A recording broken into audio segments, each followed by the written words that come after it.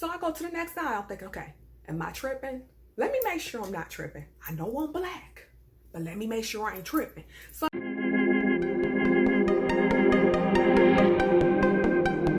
hey, what's up, y'all? This is Shanae. Thank you so much for tuning in to Shanae's Law. If you are new, I am Shanae. I do videos about health, fitness, finance, overall mental health, and lifestyle as well. I have been gone for a little minute, and if you're not new and you have realized my absence, well, I did get something done, as I told you before.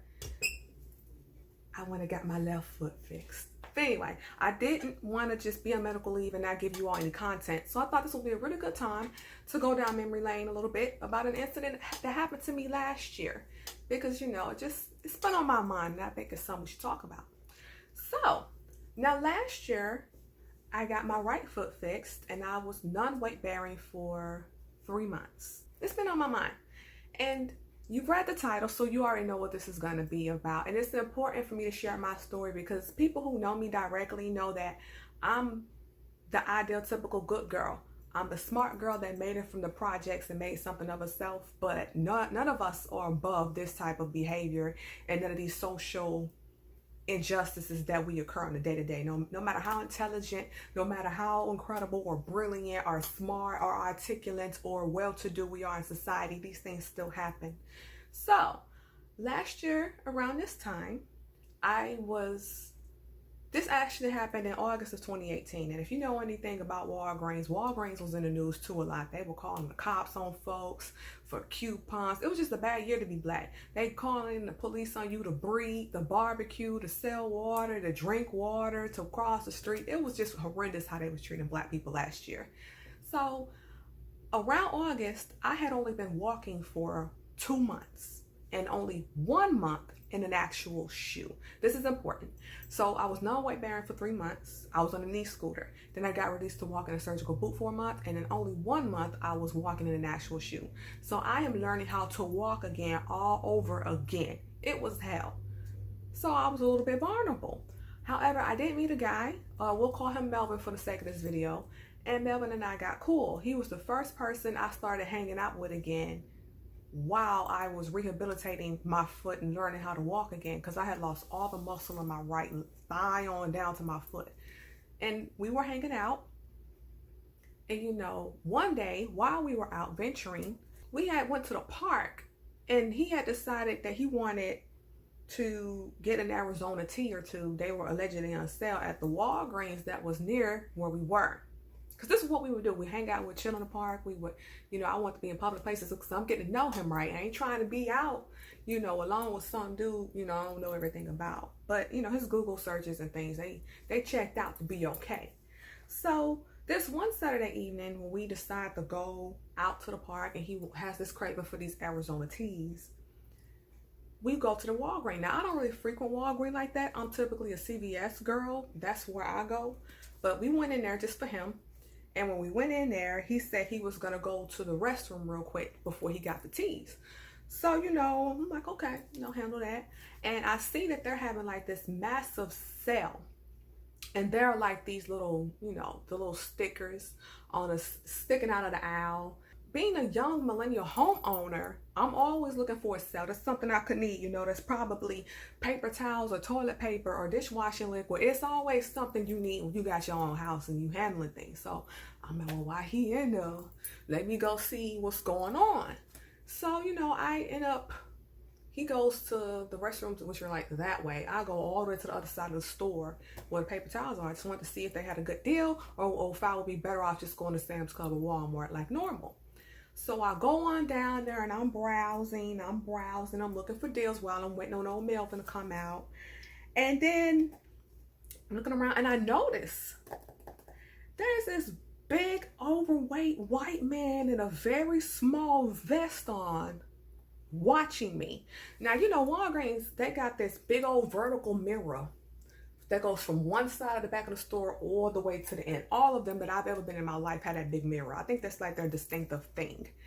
And so I kind of see him in the mirror when I looked up because it's slanted. So it's like looking towards down the crowd. And if you ever worked in retail, you know why that mirror is there. That mirror is to prevent shrink, is to watch customers from afar to see if people are stealing. So I work retail, I know the games. I kind of look up and I'm thinking, So I just kind of look on around a little bit, so I see he got that vest on. Maybe he's the manager, maybe he's an assistant manager. It doesn't matter. He looking, I'm looking. I look around, it's like 4 elderly white women around here, kind of scattered out a little bit. And I'm thinking, okay. So I keep on looking. And then I go to the next aisle because now I'm getting uncomfortable. I'm young and healthy, aside from my foot, But why aren't you helping these older ladies up in here? You understand what I'm saying? Why aren't you helping them? You kind of just watching me. It's all about me. So I go to the next aisle thinking, okay, am I tripping? Let me make sure I'm not tripping. I know I'm black, but let me make sure I ain't tripping. So I go to the next aisle and I'm looking, okay, dishwasher, 2 for $6. I could probably get 2 for $4 at Walmart. You know how it is. And I look up at the end of the aisle, because mind you, I'm on the back of the aisle. He's on the opposite end. Look who's looking around the corner. I'm thinking, damn, like he really watching me. He is really watching me in real life. This fool watching me. And I'm getting a little upset because it's like, damn, this is Walgreens. First of all, the nerve. And he's watching me. So I'm trying to calm down. And I say, I'm going to go to the next aisle. Because I go over here. Boom. So every aisle I go on, he's following me on the opposite end, watching me. We've passed 2 white ladies at this time. He ain't said nothing to them. And they all got big bags. He ain't said nothing to them. He ain't say, hey, how you doing? You need any help? None of that. And mind you, I worked retail 4 years. Okay, I worked at Victoria's Secret and Forever 21. I know how we handle people we think are stealing. Well, I never assumed everybody that was black was stealing, but that's just me. But you go up and then you at least greet. If he had a concern, he would have spoken to me. He would have just said, hey, how you doing? You need help? No. This fool is watching me. Now he's going out of aisle. So basically, we are going out of aisle. So we went from one end of the store all the way to the opposite end of the store looking. I'm looking at him, he's looking at me. And I'm getting upset. I'm getting frustrated. I'm getting infuriated. How dare he? How dare? Ain't this some, this really following me? And mind you, everything that's been going on in the news, I do live in the South. Okay?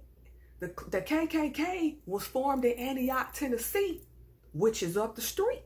So it's kind of like, okay, what he about to do? So I grab him a phone because we about to go live. We about to go live on Instagram and Facebook or something. So by the time I get to the very end where the coolers are, where like the beers are on this end, I look up, Melvin's up here by the tea. So I run up to him like, Melvin, that fat ass white manager following me. Like I'm stealing or something. He following me from all the way from over there to the end, all the way over here. Like I'm frantic, I'm going off, I'm yelling. And I'm telling Melvin turns around. His little overweight self done scurried up on the other side of the store somewhere because I done told this black man what's happening to me, right? So he runs off. I'm telling Melvin, I'm explaining to him what happening. I'm telling him he's been following me. I don't know what's going on. How dare he? Like, I'm saying, let's go. I'm gonna go. I'm leaving right now. So I'm telling Melvin acting all confused and, he's acting startled. He did what? Where he at? I'm thinking Melvin about to put these teas up. We about to walk out. It's about to be unity. No. So Melvin, who is a young black man, he goes up to the counter with his Arizona teas.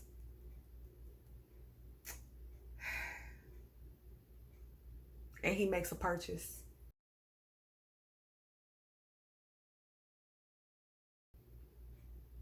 He bought those Arizona teas from an establishment that was ran by a racist, bigot manager who followed me from one end of the store to another.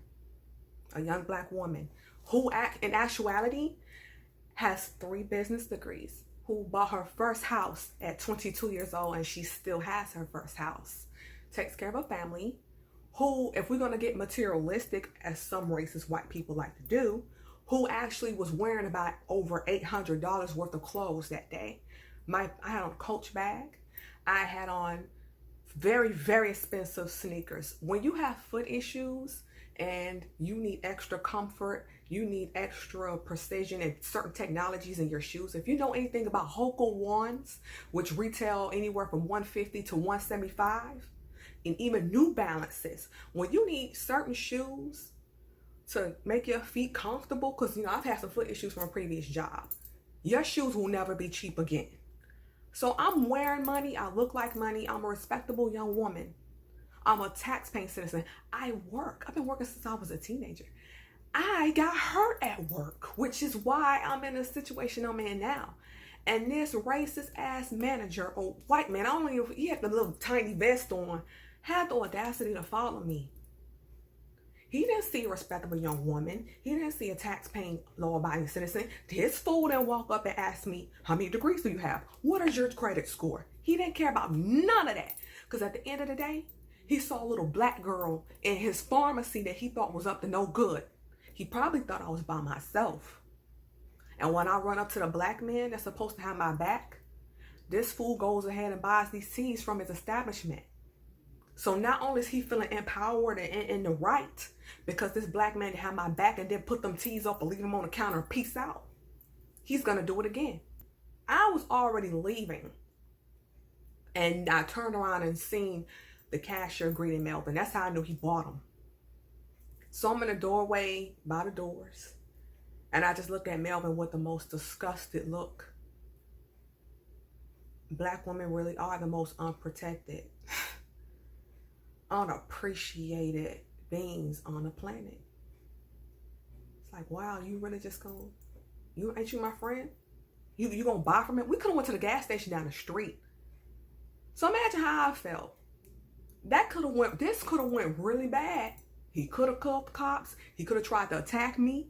And Lord knows what he was gonna do had Melvin not been right there and we was about to meet. Because I started coming up the aisle and we were gonna meet. On that very last aisle, he was already trying to accost me. What if he was gonna put hands on me? I would have to grab a bottle or something to defend myself, and he is a fat old white man. They're gonna try to say, oh, she's a young black girl, they're superwoman. Lord knows what could have happened to me. And my homeboy, my friend done purchased from you. It made me feel, we actually, and to top that off, I'm in a state of shock right now because I'm in the doorway looking at this fool buy these teas. And then the manager comes back up, his little fast, have a good night, sir. Really? It wasn't have a good night for the young lady you done damn chased down the store. And that actually caused a rift between me and Melvin because I actually cut him off after. I cut him off after that. I didn't have a choice. You ain't got my back in public. I can barely walk. I just started walking. And this man done chased me down and here he followed me aisle to aisle. And you sat up here and you just let that happen. I'm not telling you, because I know some coon black men and whatever, I ain't finna go to jail for you. It wasn't about going to jail. It was about standing with me in solidarity, doing the right thing. What you could have done was just put the stuff up and left. Hey, you didn't even have to say nothing. Just put it up and walk out. It would have been nice if you said a word or two while you follow my friend. But you could have just put the stuff up or left it on the counter and walked out. You can even do that for me. And I pretty much let him know how I felt, and I didn't speak to him for months. So basically the man got away from murder. But you know what? Since then, Melvin and I have gotten cool again. And he has had his spiritual awakening, and he does now see the effects of this. He sees that he was wrong. He should have done something. And now he knows, most importantly, that him and nobody else needs to be going to the Walgreens on North Shore. It's racist and it's wrong. And they don't need to be open. Now he know not to go to that one no more. And we should have boycotted, but what do boycotts do? What do boycotts do? Nothing. They ain't gonna do nothing. But it bothered me, Because, society at large says, go to school, get degrees, get a house, get a car, pay taxes, be an upstanding citizen. I did all of that, and this motherfucker still chased me down the store, treating me like a common criminal. He didn't ask me about none of that. He didn't ask for my credentials or my accomplishments. He didn't know that I was valedictorian in my high school. He didn't care. And I never thought I was above being racially profiled. I mean, it has happened before, but it had happened in a while, you know. I haven't been profiled in a minute.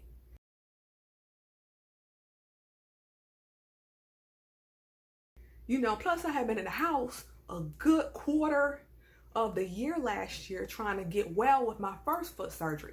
So that to me was like, damn, I can't even go out. Ugh. Anyway, the moral of the story is, it doesn't matter how accomplished somebody is. When they're black, there are some white people in the world who feel like you're nothing, you don't amount to anything, and you have to steal from a Walgreens because your 3 business degrees and your job are not enough to help you survive in the world. That's what I got out of the story. No, it don't matter how much I was wearing, how much I was worth, what my tangible assets amounted to. None of that mattered. He saw a little black girl in the pharmacy. He felt like she shouldn't have been there, and he wanted to do something about it in his own way. All right. So I know this story's a little bit dark, but it's needed. It's very much needed in today's society, because you need to know a well put together young lady like myself still gets racially profiled, still gets looked at, and a lot of society will never think that I'm good enough. So they can kiss my ass. But anyway, y'all have a great day. Thank you so much for tuning in. Thank you for making it to the end of this video and checking on me.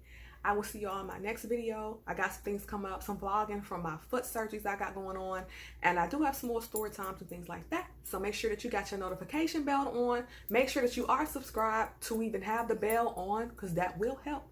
And I will see you all next time. Thank you so much. Shanae, I'm out. Protect your energy.